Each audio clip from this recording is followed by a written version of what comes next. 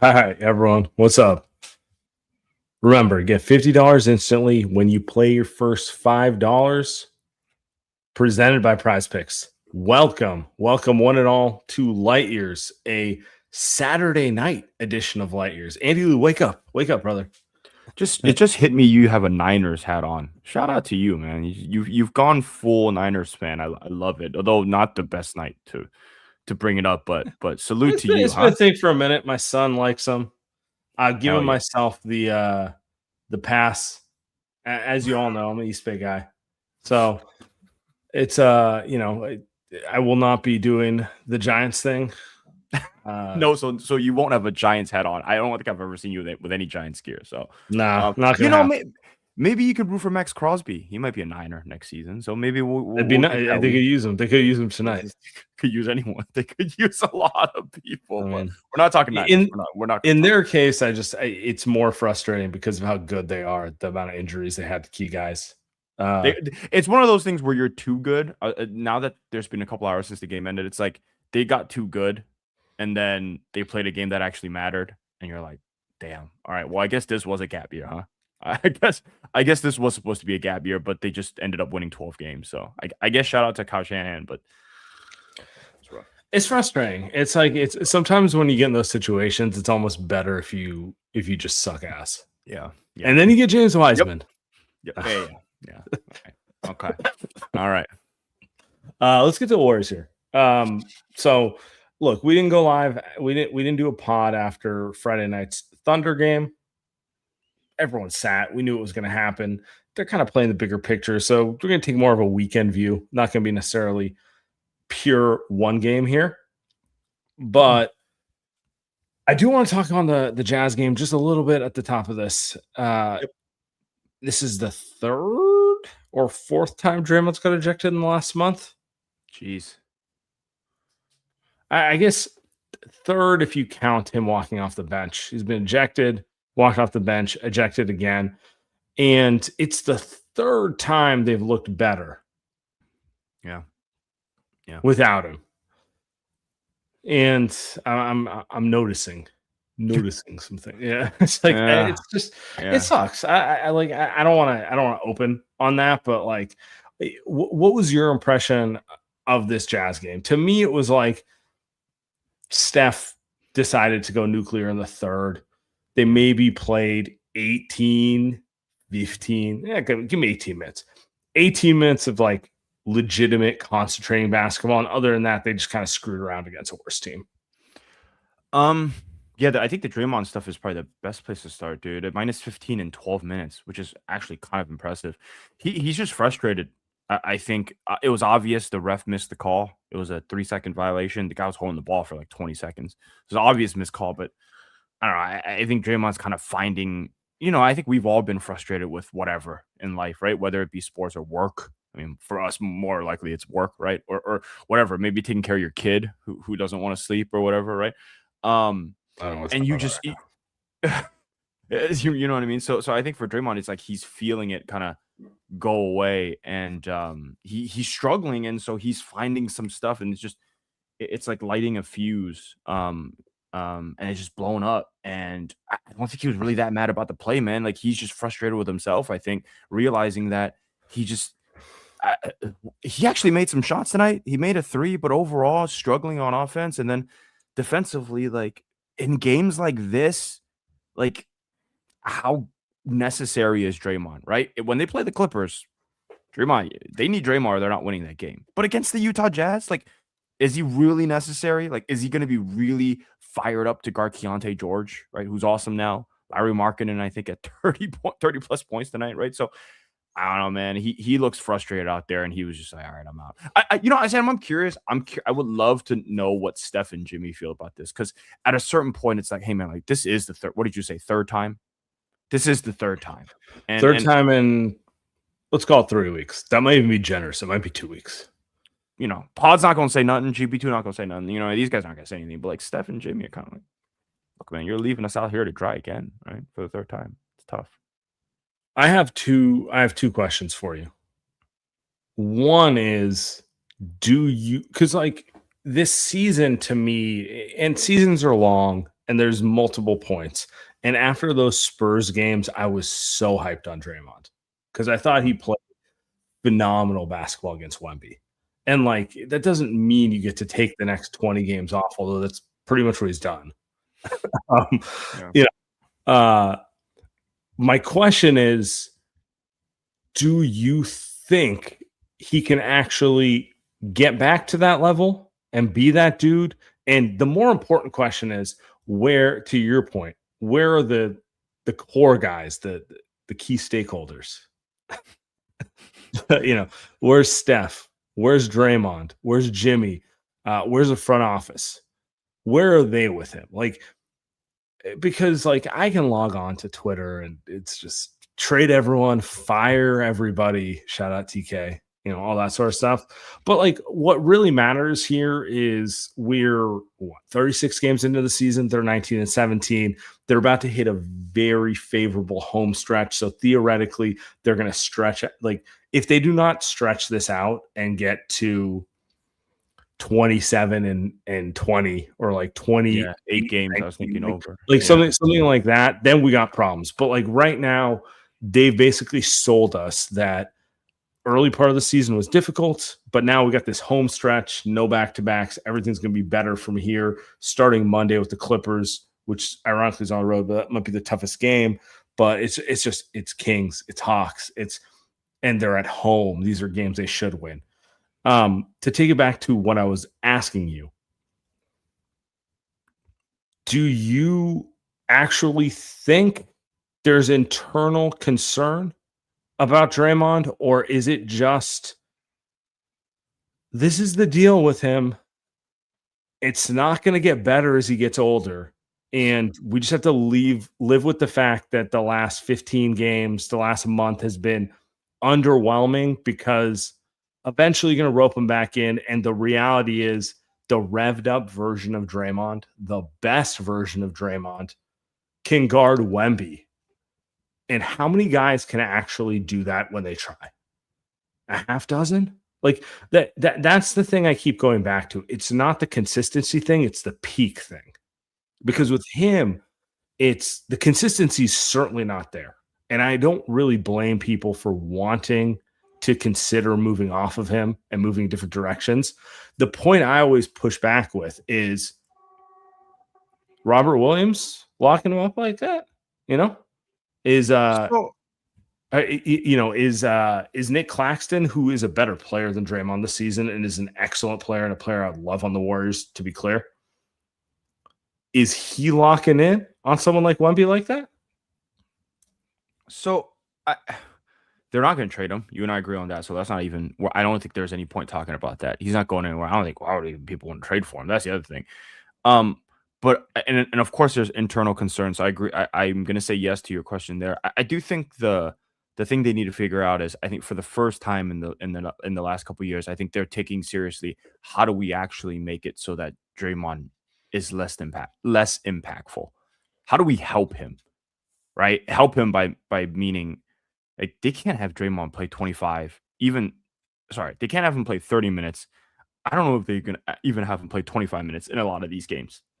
I think tonight's a prime example. Draymond doesn't need to play in these type of games tonight. Especially if he's not all the way revved up, like you said. It's just it hurts the team more than it helps them, right? And we're seeing it repeatedly. Where if he's off the floor, man, like they play great defense tonight. Not really. 114 points to Utah Jazz, probably not great, but who cares? Your offense is going to outscore them, right? You're going to get 123. You're going to win the game. So that's all that matters. But if no Draymond against the Clippers, I'm gonna tell you something. Kawhi Leonard might go for 80, right? Zubac is gonna go for 50 and 20. Now, Zubac is probably gonna do that anyway. But they need to find a way to make it so that in games like tonight, you bring up Robert Williams. Like, is he more impactful tonight? Playing 20 minutes, 25 minutes against the Utah Jazz? I think so, right? Nick Claxton, same thing. Looking ahead at the schedule, you see Sacramento and Atlanta. Like, those are perfect games for guys like Robert Williams, for Daniel Gafford, for Nick Claxton, where they could just get a bunch of rebounds, protect the rim, make life easy so that Draymond doesn't have to go all out. I guess the question then becomes, it's like the Kuminga question. It's like, well, you're paying him $25 million though. It's like you're gonna pay him $25 million, and all of a sudden you kind of like can't really play Draymond that much. That's a lot of money, right? So I guess that's the other side of it, where it's like, man, that's $50 million worth of players. Actually, I guess Buddy Hield isn't playing, so let's keep adding it up. That's $60 million plus worth of players. Where like, man, we're just questioning the impact on a nightly basis, which is I not mean, good for this team.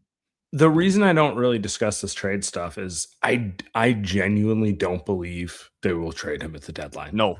I do not You talking believe about Draymond? Curry. Yeah, Draymond? I do not believe that Steph Curry is going to let that happen. And so then you just have to live with the reality of, how do we make this work? That's really what it comes down to. I think the only one that's interesting is Anthony Davis. That's the only one that's interesting. And I still don't think they do it. But look, by now everyone listening to this has heard. Well, everyone knows the Mavs are trying to trade Anthony Davis. They will go into rebuild. A bunch of idiots. Apparently, they have some interest in Kuminga. To make that trade work, the only way it works is if you put Draymond into it. So now you're talking about Draymond, Kuminga, probably throw Buddy or Moody in there to make the contracts match, and some form of draft pick. Hopefully not picks, but like Dallas, I think would expect to get at least one pick back there. I don't know. It's Dallas. Yeah, that's true. I think for a player like that, there's actual consideration. I just don't think they would do it. I really don't think the Warriors would do it. No. And maybe that's wrong. Maybe it's wrong, but like the counterfactual I'll present to you is, it's not like AD has proven to be reliable physically either. Different issues, but it's not like everyone would say okay to Giannis. You know what I mean? Like, you don't have to think about that. You pull it off for Giannis and you put 4 picks in there. You're just like, Draymond, we love you, but it's Giannis, whatever, right? The more interesting one is the guys that make you think a little bit. And I just don't think they do it. I really don't think they do it. And in the AD case, I'm not sure I blame them. I'm not sure I wouldn't rather keep Draymond and flip Kuminga and Buddy for something else and see if Draymond still has it in him to pull up a little bit. Oh, they're absolutely doing that. And I kind of agree with them on the AD stuff too. Also, it's, and I don't think people want to hear this, especially if you're on the trade Draymond train. I don't think Steph wants to play the style that he'd have to play if the team is going to be Steph, AD, and Jimmy. Like the style that he plays is so unique to playing with Draymond that I think it won't work with someone like AD. I think the style that he plays with, I think it'll work with someone like LeBron, right? Like, he'd be really good playing that motion style because he's really smart and he can play that screener, rover kind of role. But you play with someone like AD, that's more of a standstill offense. So, yeah, I think what they're going to do is, I think what you're saying, that they're going to go and use the Kuminga and Buddy contracts and go figure something out to go help Draymond. I don't think that's a bad idea. I think that's what they should do. Where games like tonight, where it's just like, hey man, like if he's struggling, just go sit him down and have one of those bigs kind of take over. It's like how Quentin Post looked good tonight. TJD looked good tonight. Like, those guys were solid. Like, they weren't great, but they made some shots. TJD hustle, bunch of dunks. Like, that's what you need, right? Like, TJD is, like, let's be honest, like, he's barely an NBA rotation player, but in games like tonight, dunk the ball, get some rebounds, contest some shots. Good enough, man. Like, good enough. But TJD, he's not gonna play Monday night because it's a real, well, I don't know if you count the Clippers as a real team, but they have been winning.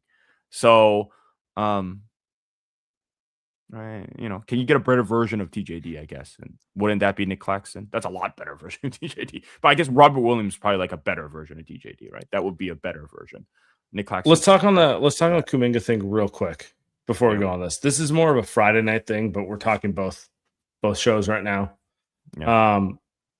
Look, everyone sat on Friday night, and the report went from Kuminga playing to, at the last minute, he's not playing. I'll play Steve here in the post game. Great. Steve, we obviously didn't know before the game if Jonathan was going to play. When did he get hurt? Just before the game. Are you guys afraid that it'll linger? Is it something that it's? I don't know. I have no idea.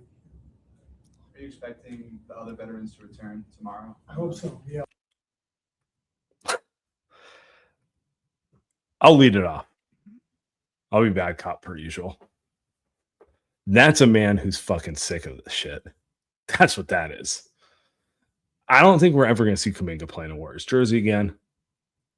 Last night would have been the best opportunity for him to get on the floor. I don't think it's happening. I don't think he was injured last night. I don't think he unilaterally sat. I think both sides were like, what is the only thing we need to not happen is you to turn your ankle and get injured, And Steve, which we'll talk about later in the show, for better or worse, is a fucking horrible liar. Can we just be honest on that? Like the face, did you see his face? Let's pull this back up here. Let's pull this back up here.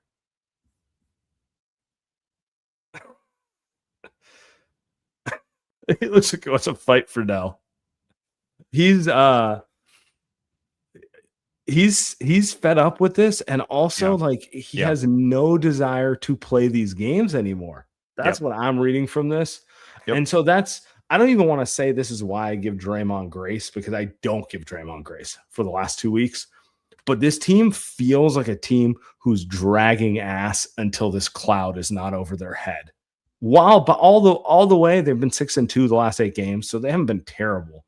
But they certainly feel like a team who's just waiting for this shit to be over so they can get serious. Yeah, 6-2. You just blew my mind. I didn't even know they were 6-2 in the last 8. Doesn't feel that way. Like they're not playing amazing. They just hit a nice part of their schedule. But hey, whatever. You got to get wins. I mean, they had some easy games in the earlier season that they choked away too. Dude, I agree with you, man. He is tired. I mean, year 5 of this, he's tired. I think Steve's kind of he's good at politicking, kind of good at being a politician. But dude, year after year after year after year. You got to remember, too, last night, Steve did say that Kuminga was going to play. So I think Steve was a little surprised because he said that, but he said that on the radio at like 10 a.m. Like, you know how that goes, where he's just like, oh, yeah, we're going to get him out there. And then he gets to the facility, Mike pulls him aside. He's like, that's what I'm saying. Well, that's why I think he was just like, dude, whatever. Right. I think Steve is, and I see both sides actually this time. Like I get it from Kuminga's perspective. If I were, A-Rock and Kuminga, I would say, look, dude, I haven't played in 2 weeks. You guys are going to trade me here in less than 2 weeks. It's Jan 3rd, Jan 2nd yesterday. He's up for trade January 15th. He's gone. He's out of there. They are talking about trades right now. A trade might be done, Sam. Sam Source is coming in tomorrow. He might tell us that a trade is done. Do not go out there and tear an ACL. God forbid, right? Like that's exactly what they don't need. So that's where I'm kind of like, I don't really blame Kuminga and A-Rock. And I also can't blame Steve. Where I'm no, just I don't blame him. I don't blame either of them at this point. Yeah. It's just It's there's not a good analogy for it, but it's just it's such a everyone knows that the breakup's coming, and everyone's just trying to keep the drama minimal until it's over. Like what is even the point? You know what I mean? That's kind of where I'm at with them. Agreed. Like these teams like him or whatever. I mean, these teams like him or don't like him, but you read all these reports and everybody's saying there's 3 teams out there that like him, 4 teams out there that like him. I mean, you've said there are teams. Sam sources say it's up to 8 right now. I believe you. And it's like, I find it hard to believe that to be true, but I believe you are telling the truth. Difference, right? I believe, blow my mind that 8 teams are interested. I just want to clarify, like him does not mean they will give you something you like in return. Those are not the same. Those are not the same thing. I think there's a lot of teams who are interested in gambling on him because they think Steve Kerr is a bad development coach, which is probably true. But that does not mean they're willing to like give you their A-list shit for him, which is like Jones. Yeah, exactly. It's like, oh, the Pelicans like him. Yeah, they don't like him enough to give you Trey Murphy for him, like that sort of thing. Yeah, they'd be really stupid. So yeah, man, I don't know. Is it impact the way that they're playing? I don't know, but it can't be good. Like they can't be having the Warriors operate so much about joy, corny or whatever, but like all the times that they've had successful teams, it's been a great locker room, right? And it feels like we've seen nothing but not bad locker rooms, but we've seen nothing but not great locker rooms since they won the championship in 2022. So tough And times. then the other part of it, which has nothing to do with the Kuminga thing, but it's somewhat related. It's related in the sense of it's limited their ability to get other players on the roster, which is more of a front office concept. The old guys don't have the dog in them to play hard No. in January. Like, and so you're expecting the rest of your roster to pick them up a little bit, you know? Steph, tonight was a perfect example from Steph. Yeah. Horrendous first half.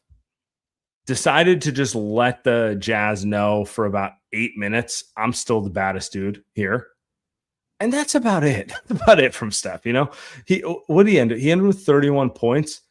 Yep. Did he score 25 of them in like 7 minutes? Something like that. Like it was just kind of like one of those. He wasn't trying to kill himself January 3rd against the Jazz because he's old, but he still has it in him to do it when he needs to. And a lot of that speaks to just kind of like the rest of the roster is not good enough to play off of his gravity and get those wins on a regular basis, which inherently goes back to them over betting on guys like Kuminga. So it's all like intertwined, even though it's not Kuminga's fault. And I really hate like overanalyzing this, but like the reality is they wanted to do the 2 timeline thing because it was a smart idea to reinforce the core with the younger guys. They just did it wrong. The concept of let's reinforce Steph and Draymond with like young guys sounds good, but it's only as good as the execution. Tonight's game was actually a pretty good like a point to discuss this though, isn't it? Because it's like the perfect point of we watch I think 2 guys that are really good young guys. One of them is Lauri Markkanen, right? He's like the perfect in your prime. He's not even that star young player. 20, what is he? 27? Like that's young. That's young. Like in your prime. Be 29, buddy. He's not 30. Is he 30? I would be shocked. 28. Let's split the okay. difference there. So yeah, so close to 27. So that's 30, like Andrew 30 Wiggins. during or 29 in the Western Conference Finals, which the Jazz will not get to. Yeah, hey, they trade him to the Warriors. But like in your prime, younger guy, right? That Andrew Wiggins when they traded for him, where it's like, hey man, like that guy is already a good NBA player. He can take a leap. And then the second guy is maybe more important to the second timeline conversation is Keontae George, right? And you can argue like is Keontae George kind of out of nowhere leap? Like you can argue like did he probably took the leap because he got to play a bunch of minutes last year and sucked, and all of a sudden now he worked on his game and all that, but he got a chance to play at the level. So like that's where the Jazz you look at them and you're saying like, hey man, if the Warriors had a guy like Keontae George or had they traded all the picks for Lowry, whatever, right? Then this execution for second timeline maybe does work. Maybe does, but they didn't. And Draymond gets tossed. Okay, let's get to some callers. But before we do that, let's play some bills. Light Years Podcast, we are brought to you by Prize Picks. You and I make decisions every day, but on Prize Picks, being right can get you paid. Don't miss any of the excitement this football season on Prize Picks, where it's good to be right. Prize Picks, best way to win real money this summer. Make your picks in less than 60 seconds. Get $50 in lineups when you play $5. Use promo code LightYears. You guys know what to do. Prize Picks now has early payouts, so if your lineup gets off to a hot start, you may now have the option to cash out those winnings before the game even finishes. App's easy to use. Create a lineup. All you got to do is pick more or less on a few player stats for your shot to win. Download the app today. Use code LightYears to get $50 in lineups after you play your first $5 lineup. That's code LightYears to get $50 in lineups after you play your first $5 lineup. Prize Picks. It's good to be right. It is good to be right, Andy. It's always good to be right. And I just want to say, everyone, if you're watching on YouTube, make sure to like right now. Like and subscribe. Like, enjoy us right now. But before we move on to our goons, look, everyone's got a New Year's resolution. What's your New Year's resolution? It's probably to get into better shape. Andy, what's your New Year's resolution? Lose 10 pounds. You're not trying to look like Draymond on those screenshots. That's what's going on right now. And so let's be real. If you want to get in shape, the first thing you got to do is be honest with yourself where you're at. And what's the best way to be honest with yourself where you're at? Get a DEXA scan. What's a DEXA scan? It's a highly accurate method of measuring your body's composition. So not just standing on the scale, but like in the body fat percentage, lean muscle mass, visceral fat, like a true diagnostic of what's going on under the hood of your body. And what I love about Body Spec is our friends at Body Spec have made it affordable for everyone. So with the code LightYears45, you can get DEXA scan for only $45. Traditionally, these have cost $500. With Body Spec, you can only get it for $45. Get DEXA scan for $45 with the code LightYears45. They got mobile vans. They'll come to you. It's even better. So like, think of it this way. You sign up for that DEXA scan. They bring the van out to you, get your scan, start your fitness journey. They'll send you your results immediately. Best deal on earth. Guys, everyone, bodyspec.com, code LightYears45. Start your fitness journey. I need to get a new DEXA scan, by the way. It's been a minute. Time for it to do it now. I always wake up, after eating shitty, having one too many drinks, and just being like, I'll do it tomorrow. I need to sweat out. But it's gonna happen Monday. It's happening Monday for me. So we'll be honest. Let's get some goons here real quick. We got our guys. Yo, Eugene, what's up, brother? what's a long time? Been busy for me, but I know you were like struggling with describing this Kuminga situation, and I want to throw light on this comparison, but it really feels like a divorce that has already happened, but hasn't legally happened, and the kids are young enough where they don't know what the hell is going on, and I don't know. That just feels like the vibe that they're trying to keep up, where it's like, oh, he got hurt, how? We don't know. That's like an answer I give my kid when I don't know what's going on. So it is what it is. I looked it up.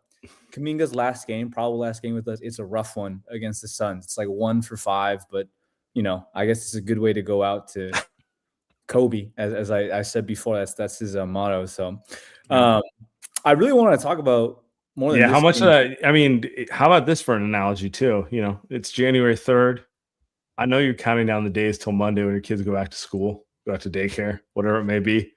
We're all sitting here. It's been 2 weeks. It's been cute having them around. Love them. Nothing wrong with that. Right? But it's just like, I'm ready for it not to be, 24/7 daddy has to entertain you time. Indeed. It's time to drop them off in Sacramento sooner or later. So hopefully that day comes. Sadly, or maybe happily, my kids go back on Tuesday. So I got to wait a couple more days for that. I got 72 hours. Nice. 72 hours. Counting down seconds.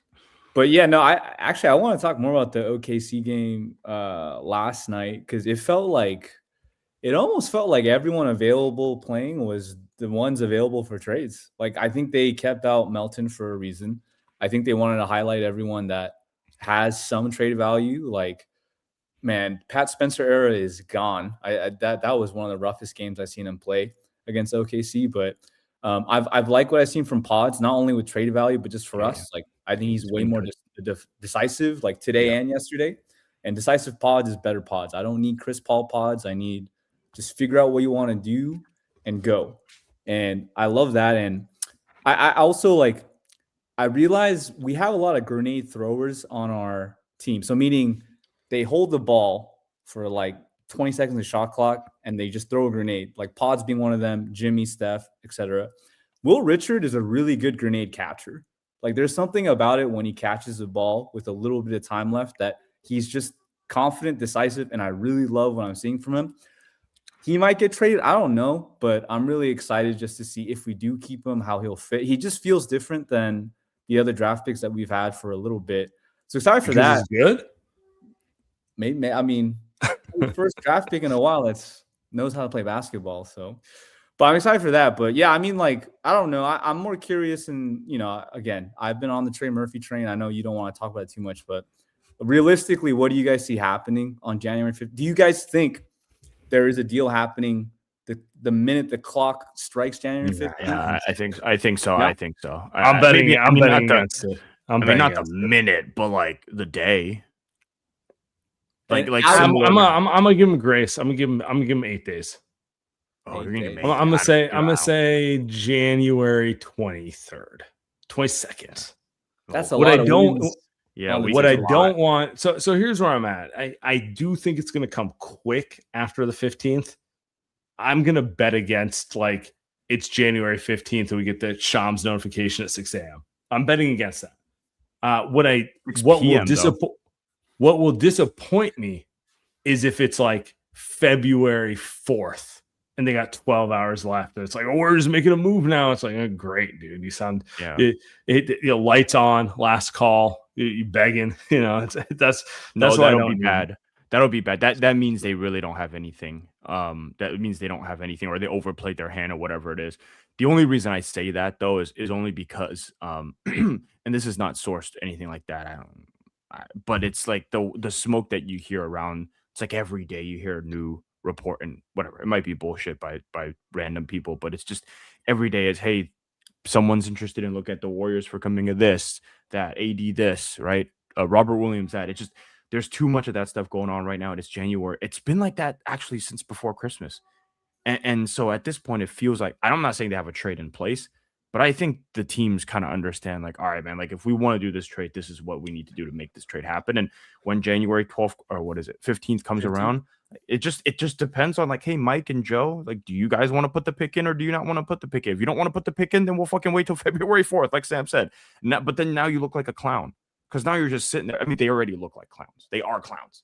Like, paint their face. That's what they're at right now. But yeah. I have another thing to throw in on that because I mostly agree with you. They don't have leverage. Their leverage is teams who want Kuminga against each other. They don't have the leverage of we'd like to keep him. Nobody's buying that bullshit anymore, dude. No amount of Joe really likes him is resonating externally. You're DNPing him right now. Your best bet is multiple teams are interested in him and you want to see if you can get them to pay more than they thought because, the Kings are concerned that you're going to trade him to the Suns or the Pelicans. Like that's the only leverage you have right now because you certainly don't have the leverage of we're going to keep him. No one's buying that bullshit. Completely agree. And I have a hot take. I think that Kuminga's value is a lot higher than we think. I'm not saying it's like we're not going to get OG on no. You might be right. But I really, and you guys, I'll be back on the pod when this happens. I think we will be pleasantly surprised with the package we get. I think just from his contract, the contract was a win. Let alone with anything, any team's going to want a team option 25 mil for next year. Because I know Sam agrees on this point. Yeah, the value is higher, I think, than I'm number one Kuminga non-stan, so I would be shocked, but I think you're right, Eugene. I think you're right. I can fix him. Yeah, no, I think you're right. Blame Steve. It's somewhere in the middle, and like to your question of what you can get for him, the thing I keep seeing and I keep wondering is like it seems like it's going to be some complicated 3 or 4 team deal. I agree. It seems like it's going to be that like the Mavericks are a good example. They want to trade Anthony Davis. What do they want for Anthony Davis? They just want a bunch of interesting young guys to see if they get 4 of them. Can like 1 or 2 of them be guys that fit with Cooper Flag? Like it's not that they think like they're going to have the Flag, Ricochet, Kuminga super team or something. It's just like when you're rebuilding, you just want to try a bunch of guys and like hopefully 1 or 2 of them hit, right? Yeah. So, but like on the flip side, the Mavs can't get that through one team. So they're trying to find every young piece they can get. So like, is there an opportunity for like the Warriors to get involved with that and take a veteran they're interested in, get like a Najee Marshall from Dallas or something like that sort of thing. Like that's where I'm curious about. And so that's where I'm unsure where this whole thing lands, but I'm cautiously optimistic, and like more than anything, to your point, it's gonna happen. Is it gonna be January 15th? Is it gonna be January 18th? Is it gonna be February 4th? Like, I don't know, but it's happening.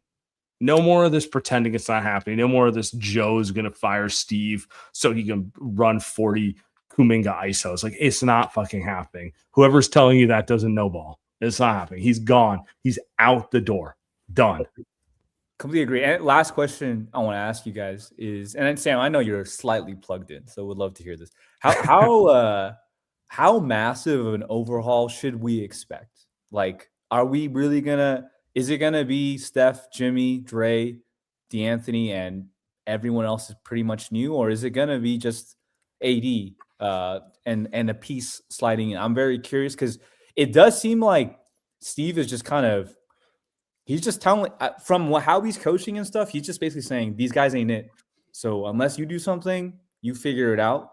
I'm very curious. I would honestly would love a complete overhaul just because it's not working. You know, the DNA or whatever is branded that our picks aren't working. So we'll love that. And other than that, see you guys January 15th. Appreciate you, brother. I think they're not doing an overhaul. My personal opinion is it'll be more of a marginal move, but that's like a safe bet. Like, let's be real. Andy, what is the more likely scenario? The Warriors trade a bunch of dudes or they make one move? Yeah, it's the latter. They're not doing an overhaul. If they're doing an overhaul, the season's over, right? And I think Joe is. You say this about Joe. I do think he cares about winning. Like, he still cares about winning. I know people love to hit on Joe, but he does care about winning. I'm a fan of the San Francisco Giants. They don't care about winning, right? There's a difference. I'll tell you, there is a big difference right now between two friends. People love to shit on Joe Lacob all they want. Sometimes I feel like I'm the Joe guy on this goddamn show.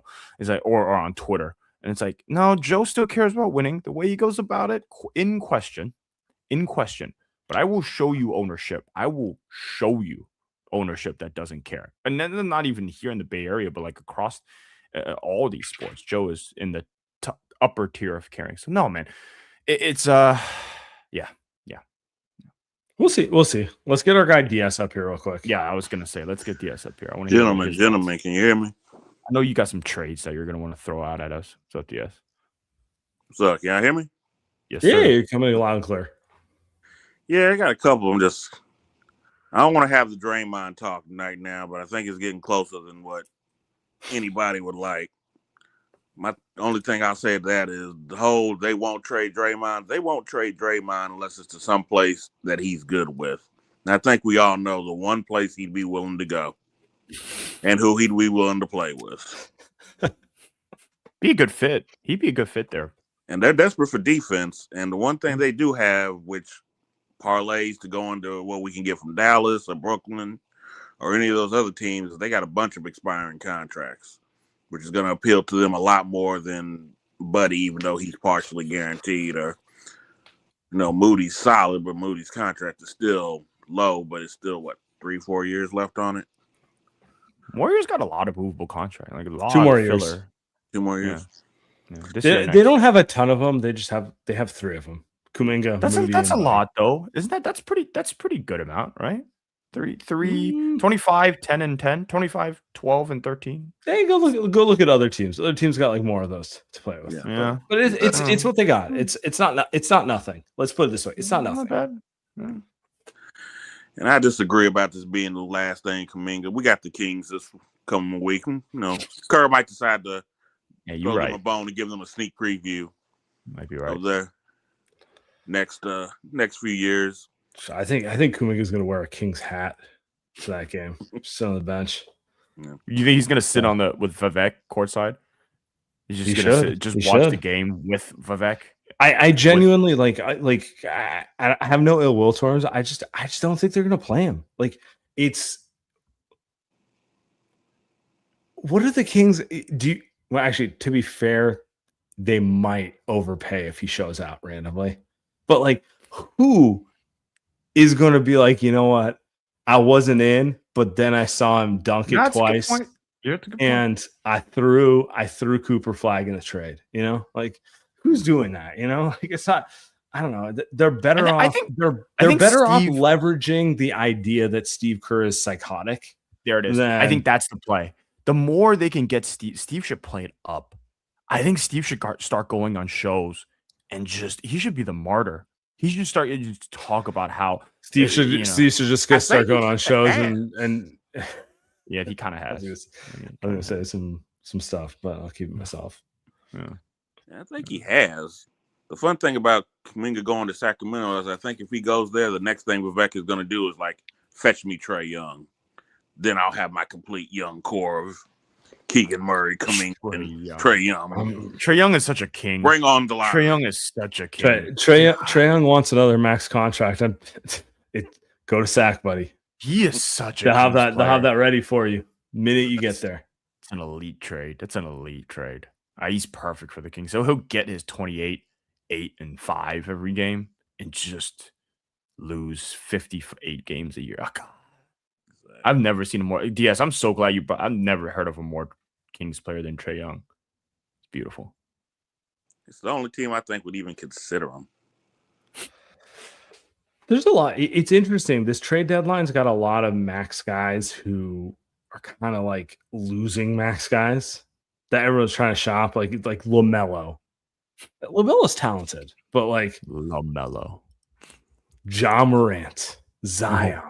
Brother. You know what I mean? Like these guys are obviously all hyper talented, but it's like you watch them, you're like, do they really care about winning, or they just, that sort of thing? Like it feels like we're at that stage of the NBA where everyone's just trying to unload these guys, being like, you know what?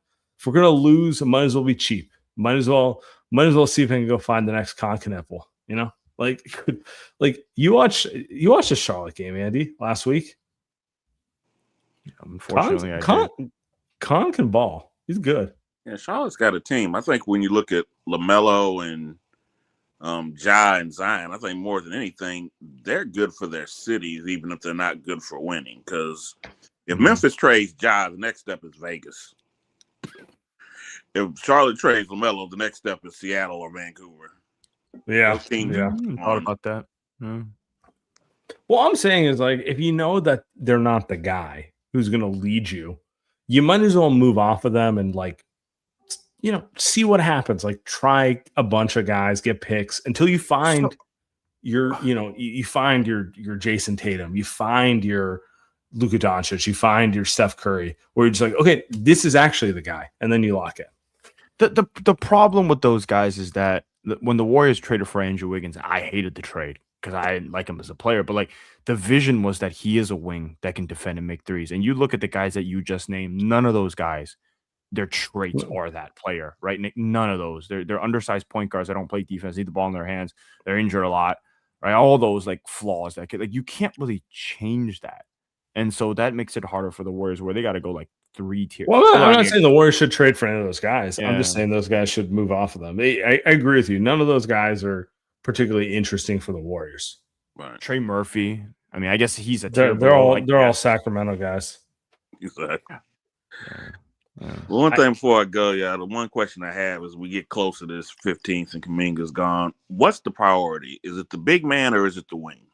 As far as you, I know that is a great question. That is a great question because Andy and I were arguing about that, and it was on my rundown, but we went in a different direction. DS, appreciate you, brother. I want to take this first. I think if you're going to keep Draymond, the priority has to be a wing. Because if you keep Draymond, you're betting that he can still hit that ceiling of when he's locked in defensively. And if he can hit that ceiling of when he's locked in defensively, he's going to play half your center minutes. And then you got Horford and Post taking the rest of the minutes.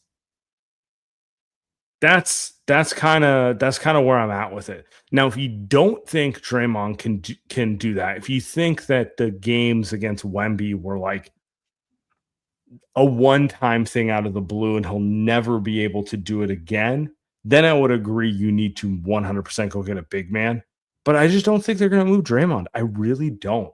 And so whether I agree with it or I disagree with it, they're going to gamble that Draymond can raise his game when it matters, which then you're penciling him in to be one of the big men, then the argument goes without saying you need a wing because you feel good about your backcourt, you feel good about Jimmy.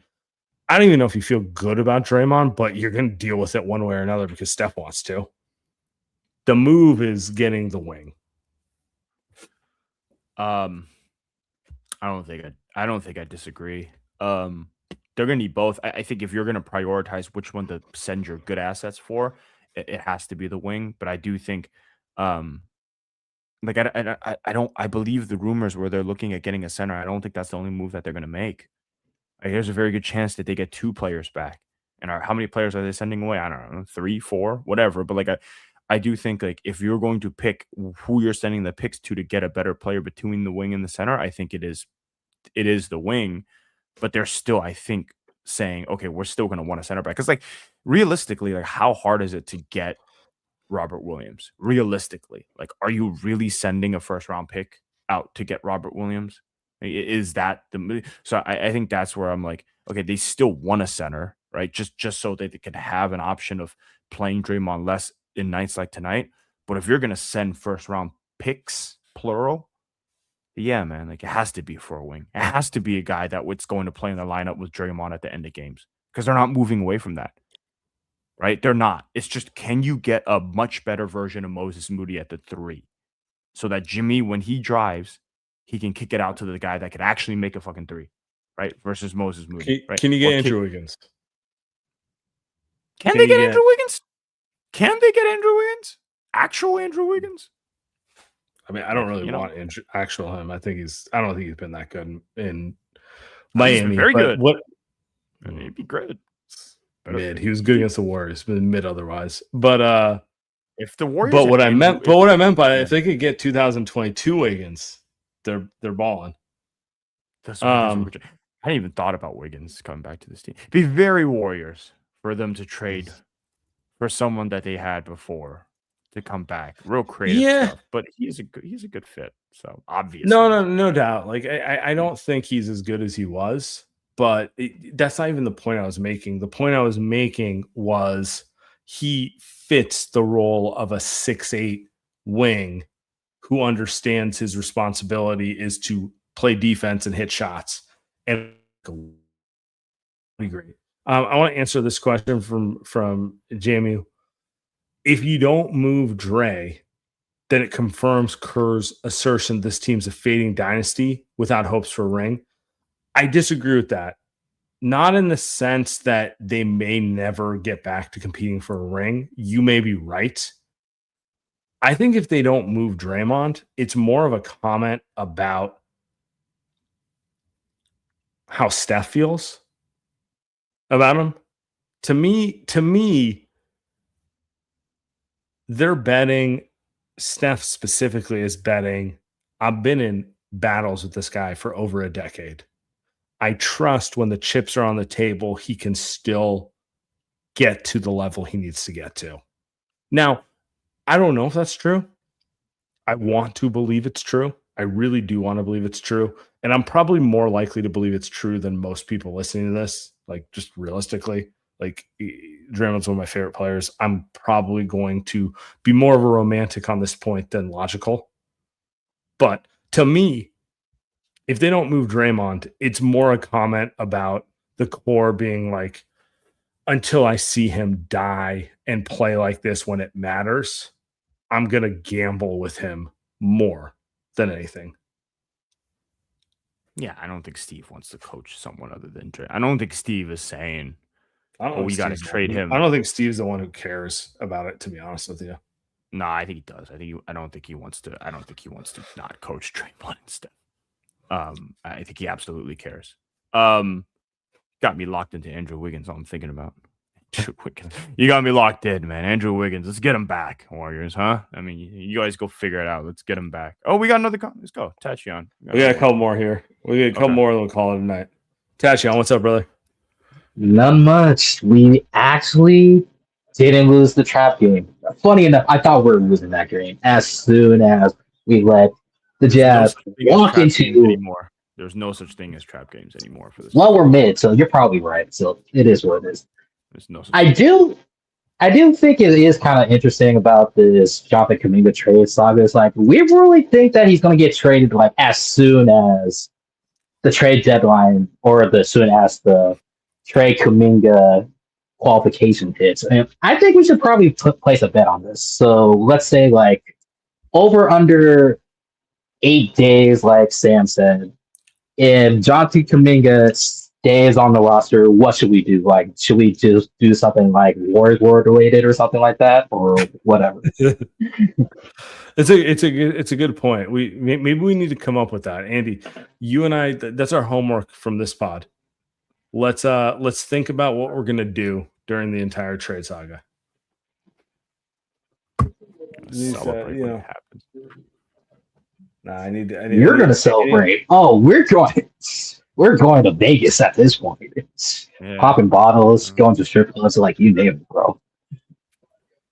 Also, the last thing, road to 27K. Steph has like what 866 points until he breaks that. So I think he might break it at MSG, all things considered. But he might. Funny enough, he might sprain his ankle like a couple of days, and so he might break it in Washington like a day after. That's probably what's probably going to happen. So that's the only thing that I'll bring up at this point. But yeah, come up with something for the JK trade saga, because at this point we've been suffering long enough. We might as well make it entertaining for us at this point. It's a good point. We'll have something for you on the next pod. This is our homework. Andy and I are going to come up with something, even if it's just for 10 days that we're going to do. Although I suspect it'll be more like 2 weeks to 3 weeks, but we'll come up with something that we're going to do, and we're going to enjoy it. Tachion, have a great evening, my man. And we're going to enjoy it. I need to think of, you know what? I'm going to take this home. I want to pull this out from Jay. Jay goes, Sam, I'm warming up to the MPJ trade. MPJ and Steph 2-man game could be lethal. MPJ on the Warriors, they're top 2 offense again. I'll tell you that right now. Oh, top 2. Ooh. What are they right now? 22. Ooh. I mean, they were like 2 days ago when I checked. So I like that take. I mean, he's meant to play for the Warriors. I don't know if they're going to do it. We'll dig into it another time. But you cannot tell me when you watch him, he's not meant to be a Warrior. Him and Lowry. Let me ask you this: forget contracts, forget what it takes to get him. Who do you think is the better player between the two, him or Lowry? Lowry Markkinen. Lowry. Do you think it's far? Do you think they're like that far apart though? I don't think so. No, because also MPG's played in bigger games too, so like that actually counts to me. I think. And I think MPJ is probably a better shooter, just straight up a better shooter. But Lowry's bigger, better finisher, but better athlete too. Yeah. He'll affect the game in more ways. He's a damn good shooter, by the way. But yeah, I agree with you. Easier to get MPJ though. Easier to get MPJ, which is probably what the Warriors want, right? So yeah. The contract matters there, like so. But they were both be MPJ, bro. You sold me on MPJ. You think Steve is a fan? You think Steve would like Michael Porter Jr.? Yes. I think. Are you telling me Steve would not like a dude who is an assassin and moves off ball? Like he plays like Clay. Good. I think Steve is a fan of. I was gonna of the streams. No, I don't think so. But I mean, all he's saying on the streams is the same dumb shit Clay would say, but without a camera. So it's okay. I missed Clay. Can we bring Clay back too? Wiggins, Clay. Can we? It's all right. I'm not going down nostalgia road. Mike, take us home, buddy. Man, first shout out my guy Jaylen Brown for the 50 spot. 50. Most efficient 50 spot. Is that what he ended at? 50, yeah. Thank you, Sacramento Kings. It's actually more. Thank you, LA Clippers. Shout out Kawhi for not guarding him. Oh, that's true. Sorry. 3 quarters. Classic Kawhi Leonard not guarding the best player. Who guarded anyway, they did like a combination of like John Collins, Chris Dunn, like some relative stuff. Doesn't matter. Love that. Real quick. So I know you guys missed the JK stuff on Friday, and you talked about it. Thursday. You talked about it early in the pod. I want to know how you guys thought about the mechanics of all of it, because like Sam, I know I kind of went at you on Twitter a little bit this morning on it, but like I think Steve, as you mentioned, it not only is a bad liar, but like I actually think Steve is not the biggest villain in all of this. I think the biggest villain in all of this is Mike Dunleavy and Joe Lacob. I think 100%. like honestly, I don't blame JK. I don't blame Steve Kerr. And I know for a lot of people, they're going to be like, that's a really bad take. And let me tell you, I don't think it is. Because here's the thing. Steve, for all of his warts, and trust me, as a Celtics fan, I deeply, deeply don't like Steve Kerr. But that said, shout out my guy Jason Tatum, revenge Jason Tatum. They just don't get along. And that's fine in an NBA context. And from JK's perspective, it's taken 5 years. It's taken 2 years too long. But what I want to get from you guys is, how did you guys feel about what happened on Thursday night in terms of context? Because the reality of this thing was like they kind of did JK dirty by Kerr coming out in the morning being like, hey, he's going to play. How do you not have a game plan for that? I think all of it points to the same thing. I'm gonna end it on this. I'll be the bad guy. That's fine. It's not the first time, will be last. All of it comes back to not being united, in your opinion. I think Steve Kerr, Steph Curry, Draymond Green, all the key stakeholders, I love saying that, on the basketball side, knew that he needed to be moved 2 years ago. Yeah. And the front office did the idealist thing, which was like, well, let's just keep trying it. Let's keep trying it. And this is what happens. This is ultimately bad leadership. Because if you really think Steve is a retard, sorry, that's mean. If you really think Steve is that dumb of a coach and he doesn't know what he's doing and you need to get rid of him to bring the most out of Kuminga, you would have fired him. But you didn't do it. You didn't do it. Why didn't you do it? Because deep down, you know you can't do it because you know he has the loyalty of all the best players in your organization. And so all of this is elongated more than it needs to be. The point I keep coming back to is, would Sam Presti or Daryl Morey have taken this to 5 years? No, those dudes would have moved off of him by year 3. It would have been done. It has nothing to do with him. It has nothing to do with Steve. It just has everything to do with, at a certain point, you got to look at a situation and be decisive. That's it. I agree with that 10,000%. And the only other thing that I would add to it is that, like, when the value is as low as it is at this point, the idea that fans on Twitter are arguing one way or another about like what his value is, the reality is his value is shit.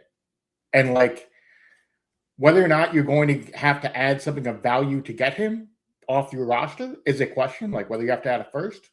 But if you can get an MPJ, if you can get an Anthony Davis, if you can get someone who matters, great. But otherwise, like if it's Malik Monk, it's Malik Monk, guys. You know, that's kind of dark. It'll be better than Malik Monk. I'm gonna be honest, I have no idea. I'm anything could surprise me at this point outside of him not being traded. That's the only thing that would surprise me. I mean, but everything else. If he doesn't get traded, what do you think the reason is? I know. I'm gonna end it right here. I'm gonna call my shot. I'm gonna call it right. I'm gonna call shot right now. He is getting traded. Yeah. This isn't even a want thing. Yeah. I think if he doesn't get traded, they will miss the plan. Yeah, it'll be over. Like they're like you can't have a team like that. You cannot keep going like this. Like it's not a sustainable. Dude, and think about it from his perspective too. He's being DNP'd right now. What do you think his agent and he are gonna do if he's not traded? Yeah, the entire like it's gonna get so toxic, dude. Even if he's not, it doesn't matter. He needs to be playing just for his own NBA career. Like he is not James Wiseman. He's been, I'm gonna put it this way. I don't care if you think he's immature. I think he's handled this pretty well. You do not hear him publicly complaining. You do not hear like his agent sent a couple tweets. Whatever. He could get way more toxic if he wanted to. And I think the entire thing is kind of like everyone's playing they're kind of like, all right, man. 2 weeks. Figure it out. Like Yep. to the point. Yep. January 15th, January 19th. No one's really going to care if it's the 15th or the 18th or whatever, like that sort of thing. Always Just happen. get it done. Get it done. happen. Get it done. Get it done. Because the scenario where they're like, we didn't like the offers and we're going to wait till the summer. No. Like now you're dealing with like, it's just a complete lack of regard for the human side of anything. And I just refuse to believe it'll get that bad because he's going to lose his shit and he should, because at a certain point it's like, what am I doing? And then it's going to have downstream effects on the team. So it's just, It's they can't do it. They can't do it. They can't do it. Like, I'm going to leave it there. If we are here on February 5th and they made no moves other than like trading GP2 for a protected second or something, like, something like an innocuous move like that, like Trace got moved for like a backup big or something like that, like I will lose my shit. And it's not because I think like trading Kuminga will save everything, but it's just like you're missing the forest from the trees so much if that's where we land. Yeah. All right. Agreed. I'm at it there. Mike, appreciate you, brother. Later, buddy. Good night, guys. Andy. See you, buddy. Well done. All right, man.